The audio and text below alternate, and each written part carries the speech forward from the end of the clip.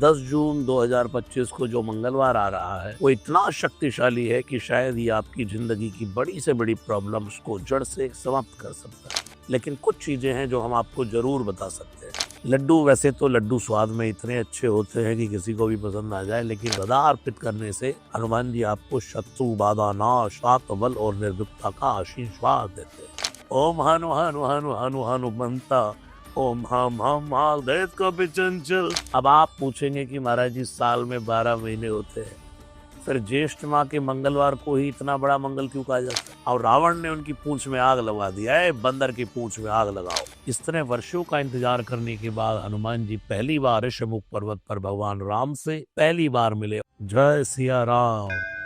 ज्येष्ठ यानी मई और जून महीने के ये 5 मंगलवार, खासकर 10 जून 2025 को जो मंगलवार आ रहा है वो इतना शक्तिशाली है कि शायद ये आपकी जिंदगी की बड़ी से बड़ी प्रॉब्लम्स को जड़ से समाप्त कर सकता है। चाहे वो जॉब हो, जिंदगी, शत्रु हो या संकट हो, बल हो या बुद्धि हो, पैसा हो या फिर परिवार हो, हर समस्या का ये 5 बड़ा मंगलवार आपके लिए हो सकता है बहुत ही अच्छा समाधान। इसलिए इन 5 मंगलवार को बड़ा मंगलवार कहा जाता है। मंगल अपने आप में ही मंगलम है। मंगलम मंगलम मंगलम मंगलम मंगलम भगवान विष्णु मंगलम गरुड़ध्वजा। सनातन धर्म की नींव है भगवान नारायण। सनातन धर्म के अधिष्ठाता परमात्मा है और वो भी मंगलम भगवान विष्णु है। और कौन नहीं चाहता हमारे जीवन में रोज मंगल हो।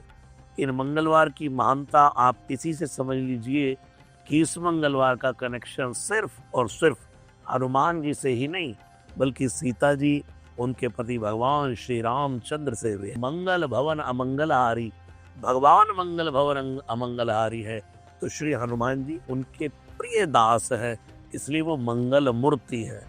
ये हमारे लिए शब्दों में बता पाना बहुत मुश्किल है, लेकिन कुछ चीजें हैं जो हम आपको जरूर बता सकते हैं। जैसे बड़ा मंगलवार क्या होता है, 52 में से 5 मंगलवार हनुमान जी को इतने प्रिय क्यों है, बड़ा मंगलवार और भगवान राम का क्या कनेक्शन है। बड़ा मंगलवार बड़ी से बड़ी समस्या का समाधान करने के लिए इस बड़े मंगलवार पर आपको क्या करना चाहिए, क्यों करना चाहिए और कैसे करना चाहिए। और लास्ट में जाने से पहले मैं आपको वो सब उपाय भी बताऊंगा जिसके जरिए आप घर बैठे ही हनुमान जी से बल, बुद्धि, विद्या और अडिग सुरक्षा का आशीर्वाद प्राप्त कर सकते हैं। तो आइए, इससे पहले कि हम आज के संकट मोचन वीडियो को पवन की गति से शुरू करें, क्योंकि सब काम टाइमिंग में होना चाहिए और टाइमिंग को अगर कोई बांध करके रख सकते हैं तो उनका नाम है हनुमान। मनोजवम मारुतुल्य वेगम। जैसे हमने हाथ में घड़ी बांधी है तो हमने हाथ में घड़ी नहीं बांधी, घड़ी ने हमको बांधा है, समय ने हमको बांधा है। लेकिन हनुमान जी के हाथ में हाथ वज्र है और वज्र का अर्थ होता है काल। जो काल को बांध रखे, समय को बांध कर रखे, उनका नाम हनुमान है। और जो समय के बंधन में रहे उसका नाम हम जैसे प्राणी है, जीव है। आइए, समय में सब काम अच्छे लगते हैं, इसलिए आइए मिलकर के गाएं। ओम चम चम चम जबल चलंता, ओम हनु हनु हनु हनु हनुमंता, ओम हम महादेव का भी चंचल, ओम सम सम सहमी पराने खलबल। जय हनुमान जय हनुमान जय हनुमान जय जय हनुमान, जय हनुमान जय हनुमान, जय हनुमान जय जय हनुमान। बोलिए श्री हनुमान जी महाराज की। बड़ा मंगल क्या है? मान्यता ये है कि ज्येष्ठ मास के सभी मंगलवार को बुढ़वा मंगलवार कहा जाता है। बुढ़वा का एक अर्थ है बड़वा, बढ़ाए सबको आगे, और ओल्ड बहुत पुराना। यहाँ बुढ़वा का अर्थ है एल्डर, यानी हमसे बड़ा और सम्मानीय या फिर पूजनीय। अब आप पूछेंगे कि महाराज जी साल में 12 महीने होते हैं, फिर ज्येष्ठ माह के मंगलवार को ही इतना बड़ा मंगल क्यों कहा जाता है? तो इसके जवाब में इन 5 प्रचलित छोटी छोटी लोक कथाओं को सुनाने से साफ साफ आपको इसका उत्तर मिल जाता है। पहली कथा है श्री हनुमान जी चिरंजीवी है। इसका प्रमाण क्या है? रावण वध और अयोध्या का रामकाज संभालने के बाद भगवान राम जब अपनी लीला समाप्त करने जा रहे थे, प्रिया सहित रघुवंश मणि किमि गवने निज धाम, तब हनुमान जी ने उनसे कहा कि प्रभु मैं आपके बिना यहाँ करूँगा क्या, मुझे भी अपने साथ लेकर के चलिए। तब राम जी ने चिरंजीवी का आशीर्वाद देते हुए हनुमान जी को कहा कि हनुमान, जब तक धरती पर एक भी व्यक्ति राम नाम लेता रहेगा तब तक तुम संकट मोचन बने रहो।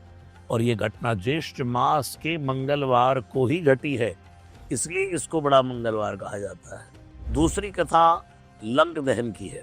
बड़ा मंगल को लेकर के एक लोक कथा ये भी है कि माता सीता का पता लगाने के बाद जब श्री हनुमान जी को भूख लगी तो उन्होंने अशोक वाटिका से फल तोड़कर खा लिए और शत्रु का साहस और ठा लेने के लिए उन्होंने वाटिका को उजाड़ दिया। सुनो मात मोयत से भूगा, लाग देख सुंदर फल रूखा। और जब माँ ने आज्ञा दी तो कछ मारसी कछ मर्दसी कछ मिलियसी धर धूल और कछ पुनि जाय पुकारे प्रभु मरकट भले भूल। हनुमान जी ने फल भी खाए, खाए से फल और बिटक उजारे। वो स्वामी जी कहते हैं खाए फल और साथ साथ पेड़ तहस नहस कर दिए, उजाड़ डाले। फिर अब उन्हें रावण के सामने लेकर के जाया गया और रावण ने उनकी पूंछ में आग लगा दिया है। बंदर की पूंछ में आग लगाओ, पूंछ ही बानर तह जाई तब सट निज नाथ ही ले आई। पूंछ में लगी आग को लेकर के जब जाएगा तो अपने आप अपने स्वामी को लेकर आएगा। तो रावण ने उनकी जब पूंछ में आग लगाई तो जिसके बाद हनुमान जी ने ऐसा विकराल रूप धारण किया जिसको कहते हैं बिकट रूप धरि लंक जरावा। और ये घटना भी ज्येष्ठ मास के मंगलवार को ही घटी है, ऐसा माना जाता है, इसलिए इसको बड़ा मंगलवार कहा जाता है।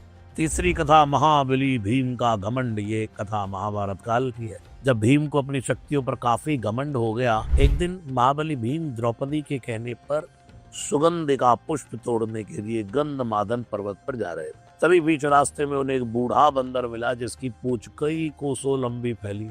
ये देखकर भीम ने बंदर को लांघने की बजाय उनसे पूंछ हटाने को कहा, लेकिन बंदर ने कहा कि भैया मैं तो बूढ़ा हो चुका हूँ, अपनी पूंछ खुद हटा नहीं सकता, यार तुम ही हटा दो उठा करके, या लांग जाओ या फिर खुद ही हटा लो। और भीम को ये बात अच्छे से पता थी। सब शास्त्रों का ये कहना है कि यदि हम किसी व्यक्ति को लांग कर जाएं, किसी जीव को लांग कर जाएं, तो हमारे पुण्य नष्ट हो जाते हैं। और भीम को अपनी शक्तियों पर इतना घमंड था, बस फिर क्या, उन्होंने बंदर की पूंछ हटाने की लाख कोशिश की, लेकिन इसके बाद भी जब बंदर की पूंछ रास्ते से नहीं हटा सका भीम, तो अंत में भीम समझ गया कि ये कोई साधारण बंदर नहीं है। फिर प्रार्थना करने पर हनुमान जी ने भीम को असली रूप में दर्शन दिए और इस तरह हनुमान जी ने भीम का घमंड तोड़ा था।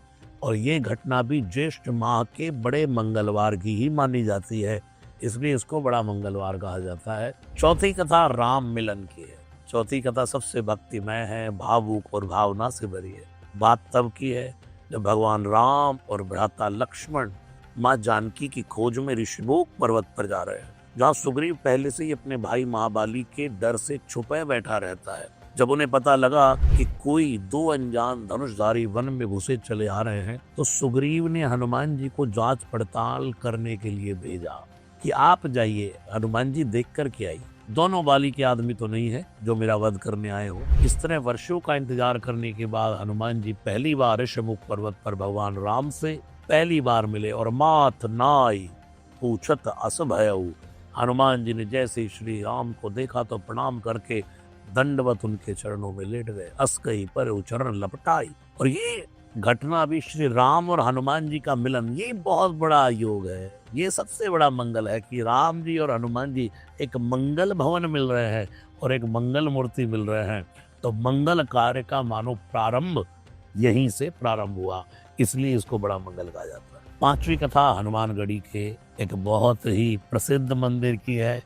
उस अयोध्या की हनुमानगढ़ी के मंदिर के उस हनुमान जी से कौन अनजान होगा। लेकिन आजकल पिछले कुछ हफ्तों से, पिछले कुछ सालों से बहुत ही प्रसिद्ध यह मंदिर लाइमलाइट में है। यहाँ मैं आपको बता दूं कि भले ये मंदिर सोशल मीडिया पर अभी फेमस हुआ हो, लेकिन इसकी प्राचीनता रामायण काल से जुड़ी है और अद्भुत स्थान है। ये भारत का इकलौता ऐसा मंदिर है जहाँ भक्त के दर्शन पहले होते हैं और भगवान के दर्शन बाद में, क्योंकि सदा रहे भगवान भगत के वश में।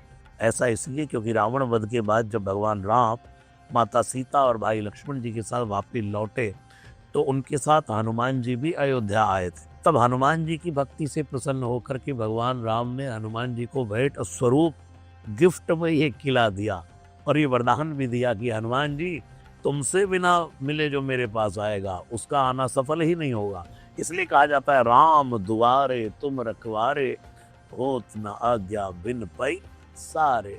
श्री हनुमान जी अफसर के मिलने से पहले जैसे दरबान से मिलना पड़ता है, ऐसे श्री राम को पाने से पहले हनुमान से मिलना पड़ता है। रामलला के मंदिर से सिर्फ 1 किलोमीटर दूर इस मंदिर के बारे में कहा जाता है कि जो हनुमान जी हैं पूरे अयोध्या का पहरा दे रहे हैं।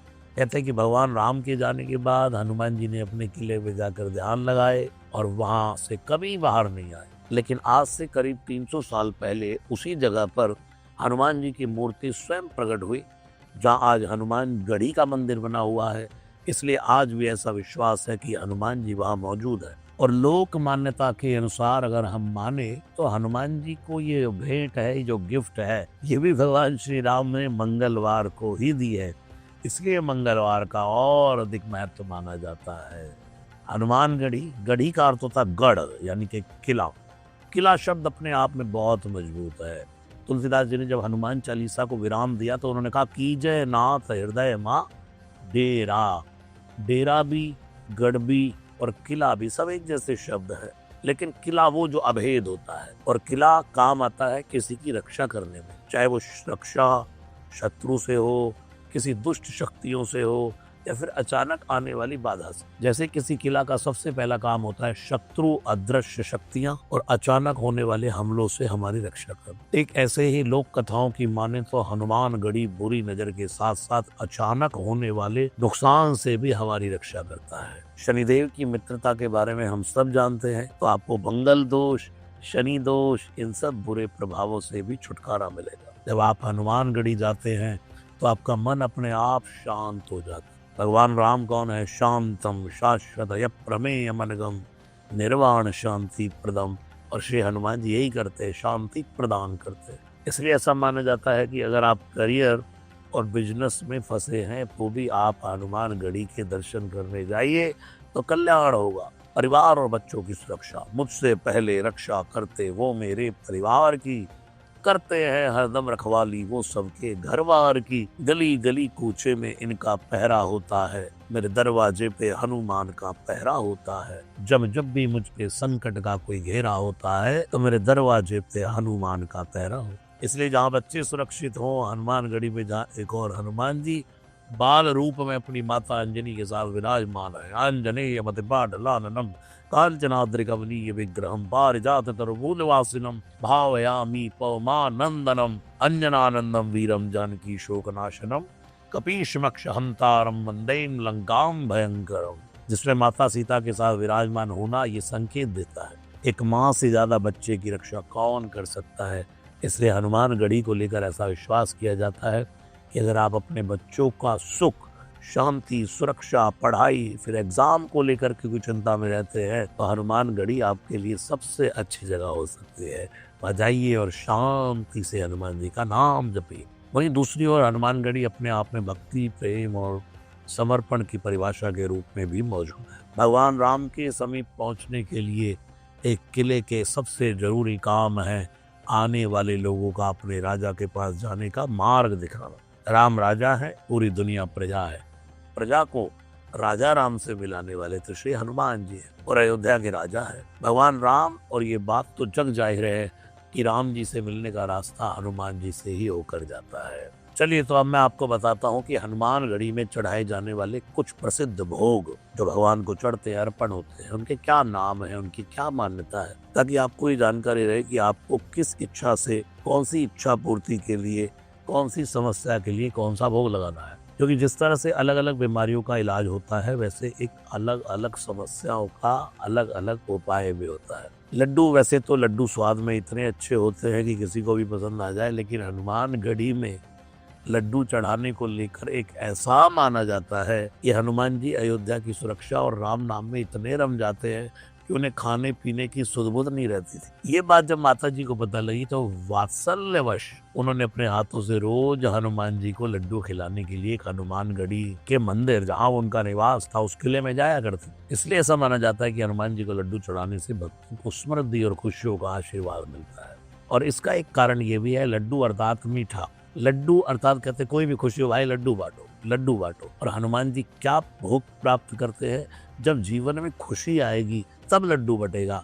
और हनुमान जी चाहते थे इनके जीवन में रोज मंगल हो, रोज मंगलवार हो, ताकि मुझे रोज खाने को लड्डू मिले। सिंदूर, कहते एक बार हनुमान जी ने माता सीता को मांग में सिंदूर लगाते देखा और सवाल करने पर सीता जी ने जवाब दिया, किसी भी सुहागन स्त्री को अपने स्वामी की लंबी उम्र के लिए ये सिंदूर लगाना चाहिए। ये सुनकर के हनुमान जी अगले दिन ही पूरे शरीर में जा करके सिंदूर लगा करके श्री राम से मिलने पहुंच गए। और जब भगवान श्री राम ने कहा कि हनुमान ये क्या है, तब हनुमान जी ने कहा, प्रभु जब माता जी ने थोड़ा सा चिटकू भर सिंदूर लगाया और आपकी आयु बढ़ गई तो मैंने पूरे शरीर में ही सिंदूर लगा लिया। सोचिए प्रभु आपकी कितनी आयु बढ़ जाएगी। इसलिए ऐसा माना जाता है कि आप हनुमान जी को सिंदूर चढ़ाते हैं तो आपको हनुमान जी से भय मुक्ति, बाधा और ग्रह दोष से भी शांति का आशीर्वाद प्राप्त होता है। भगवान श्री राम ने कहा कि तो सुहागन स्त्रियां अपने पति के लिए लगाती हैं, तुम काहे को लगा के आए हो?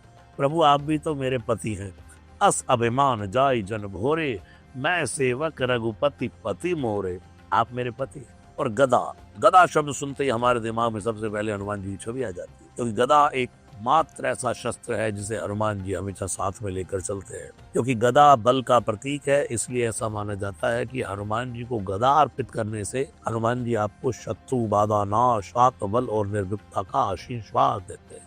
मूल मंत्र जाप श्री हनुमान मूल मंत्र जाप में भक्त हनुमान जी के संकट मोचन भाव शक्ति स्वरूप की स्तुति करता है। यह मंत्र भय, संकट और नकारात्मक शक्तियों को जीवन से दूर करके आपके लिए साहस, सुरक्षा और सफलता का मार्ग खोलने के साथ साथ आपको अडिग शक्ति का आशीर्वाद भी देता है। इसलिए ऐसा माना जाता है कि अगर आप जीवन में किसी संकट का सामना कर रहे हो तो आप श्री हनुमान जी का मूल मंत्र जाप करवाना अपने जीवन में ऐड कर लीजिए। संकट मोचन पूजा, जैसा कि इसके नाम से ही साफ हो जाता है कि आपने पूजा अपने संकट को दूर करने के लिए की है। इस पूजा को लेकर ऐसा माना जाता है कि चाहे नकारात्मक शक्तियों को दूर भगाना हो या जीवन की कठिनाइयों पर विजय पाना हो, संकट मोचन पूजा हर जगह आपके काम आ सकती है। ज्येष्ठ महीने के बारे में ऐसा भी माना जाता है, इस महीने के हर मंगलवार को हनुमान जी पृथ्वी पर विशेष रूप से भ्रमण करते हैं और अपने भक्तों पर कृपा बरसाते हैं। इसलिए अगर आप भी इस मंगलवार पर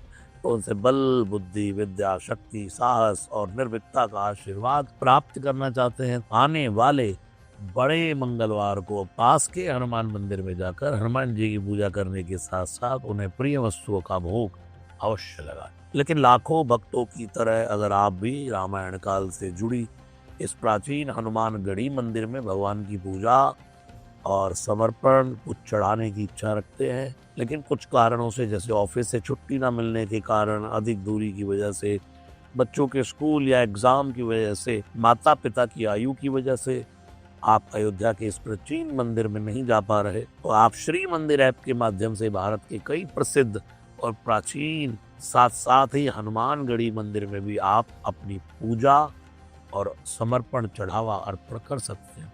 श्री मंदिर ऐप के माध्यम से बुक की गई हर एक पूजा या आपका जो भी आप चढ़ाते हैं आपके नाम और गोत्र के साथ वैदिक विधि विधान से विद्वान ब्राह्मणों के द्वारा संपन्न करवाई जाती है और प्रमाण स्वरूप आपको उसका वीडियो भी भेजा जाता है। आप लखनऊ में हो या लंदन में, सूरत में हो या सिडनी में, पटना में हो या पोर्टलैंड में, इस बड़ा मंगल आप कहीं से भी श्री मंदिर ऐप के माध्यम से घर बैठे ही हनुमान जी की भक्ति और शक्ति का आभास कर सकते हैं। आज की ये वीडियो को समाप्त करने से पहले बस इतना ही कहना है कि हनुमान जी की कृपा आप सब पर सदैव बनी रहे।